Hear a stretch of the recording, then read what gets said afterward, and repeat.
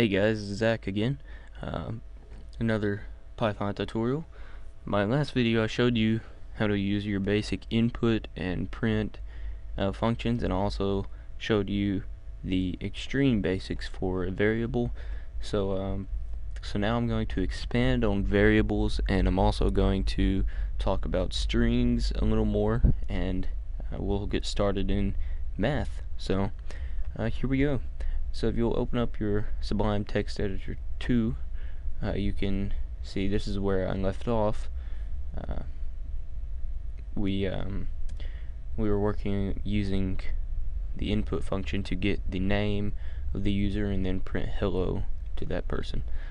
So anyway, I told you about variables, how to define them, but I didn't really talk much about them.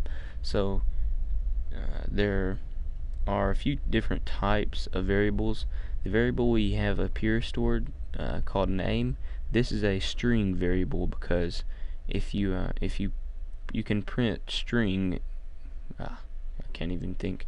You can print the name right here, and it's a string. Now there are other types of variables.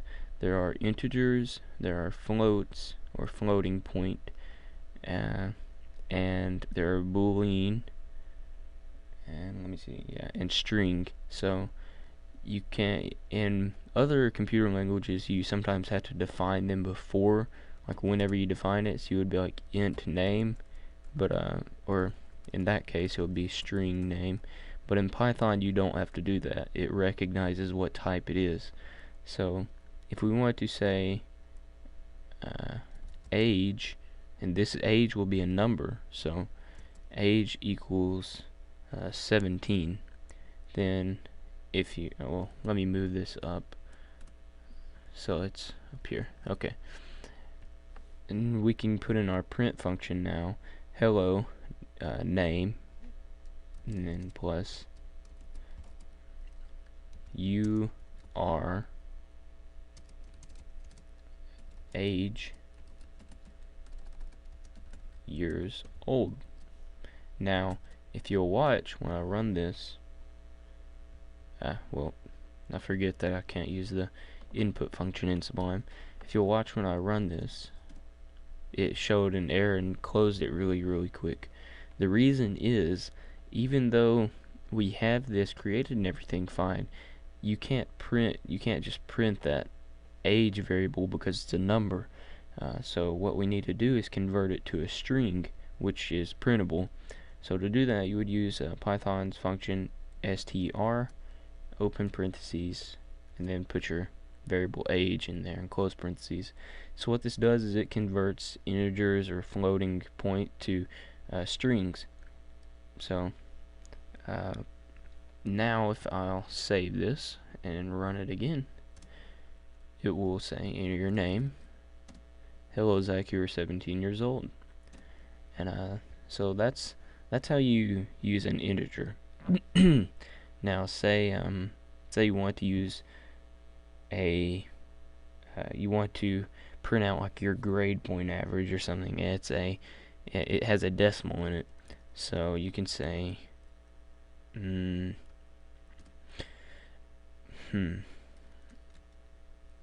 we'll just call it GPA. GPA equals 4.0.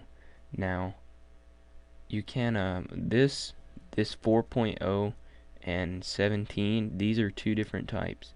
See, 17 doesn't have a decimal, so it's just an integer. Now we could put in negative 17 or just 17 and it's still an integer, but if it has a decimal, 4.0, negative 4.0, or what have you, it is a floating point or float.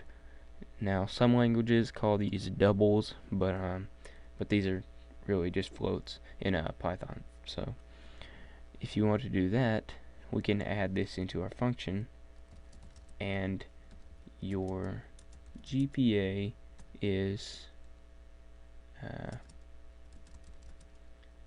and once again I'll show you once again we're going to have to convert this to a string because it can't print a number like that.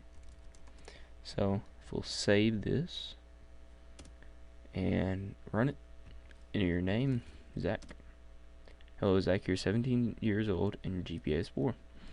So that's your int and int float string. Now we have one last type to cover. We can say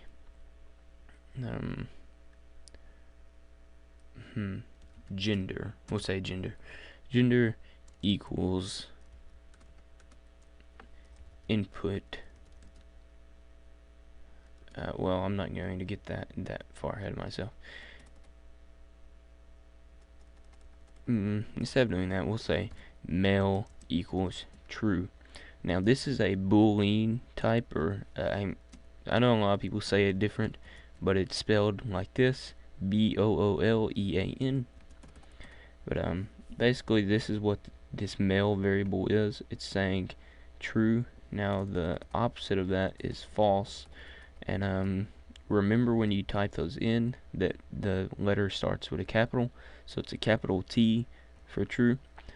Now we can say after that we'll say print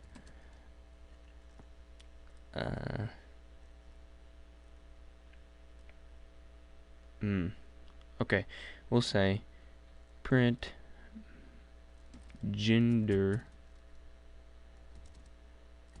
male equals male. So if we run this, it should say gender male equals true in your name.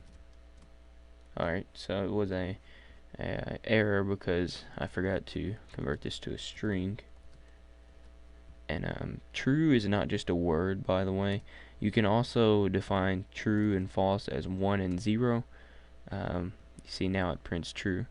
So if you want to do that, you could see 0 is also the same as false, and 1 is the same as true. So well, we can't put it there because it's going to recognize it as an integer. But if we put str int, see, int is the same as str, but instead of converting it to a string, it converts it to an integer. So if we put that in there, so it's going to convert the integer of true to a string. So if we do that, it'll say invalid syntax. Okay, well, alright, for now we'll just leave it as str male. But later when we get into conditions such as if and things like that, then you'll see that it can be recognized as 1 and 0. But generally you want to keep using the words true and false.